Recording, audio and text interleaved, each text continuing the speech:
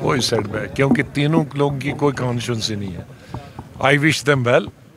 मैं उनके खिलाफ कुछ नहीं, हमारे बहुत पुराने साथी रहे, लेकिन इस चीज़ का भी मुझे बहुत अफसोस है कि पिछले जब डिलिमिटेशन कमेटी हुई उसमें इन तीनों लीडरों की कॉन्स्टिट्यूंसियाँ चली गई।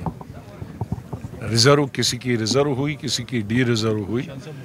तो मैंने उनको पद दिए थे इसलिए कि पुराने साथी थे, इलेक्शन तो लड़ नहीं सकते हैं, तो कम से कम इज्जत मान दें, लेकिन उनको वो हज़म नहीं हुआ। तो ठीक है, शायद जहाँ वो गए हैं उनको उनके पद ही खाली मालूम है, ये मालूम नहीं है कि इनकी तीनों की कॉन्स्टिट्यूंसी चली गई है।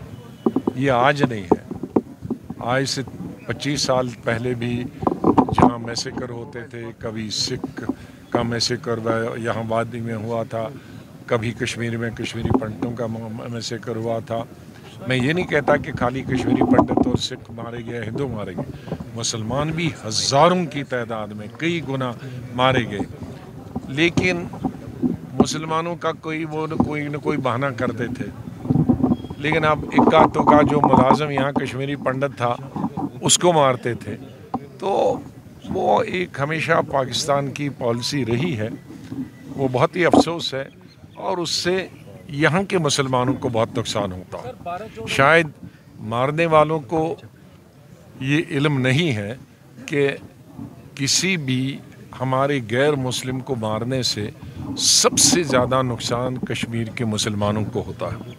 हमारे लाखों बच्चे और बच्चियाँ कश्मीर की अभी हिंदुस्तान के दूसरे सूबों में पढ़ती है, तो उनके साथ फिर उसका असर पड़ता है।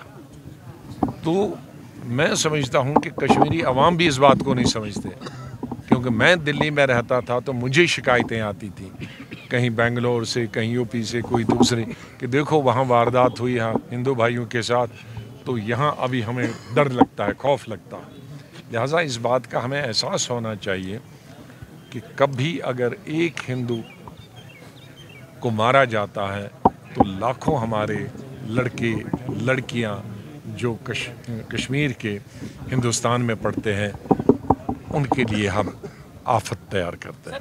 डॉक्टर आसिफ साहब बानहाल के हैं, कांग्रेस में थे कई सालों से। पहले तो ओरिजिनल इनके वालिद साहब नेशनल कॉन्फ्रेंस में थे, लेकिन मैंने ही इनके भाई को ज्वाइन कराया था कुछ साल पहले, और तब से ये कांग्रेस थे। कांग्रेस की पूरी सिस्टम को वहाँ चलाते थे, इलेक्शन लड़वाते थे, असेंबली का भी, पार्लियामेंट का। तो आज ये अपने सैकड़ों साथी तो यहाँ आए, वैसे तो हज़ारों साथियों के साथ मेरी पार्टी ज्वाइन की।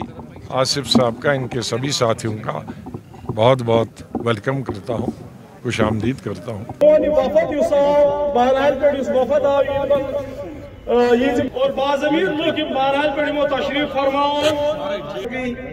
तमाम साथी जितने भी यहाँ हैं, और खास करके जो बानहाल के आप सब लोग,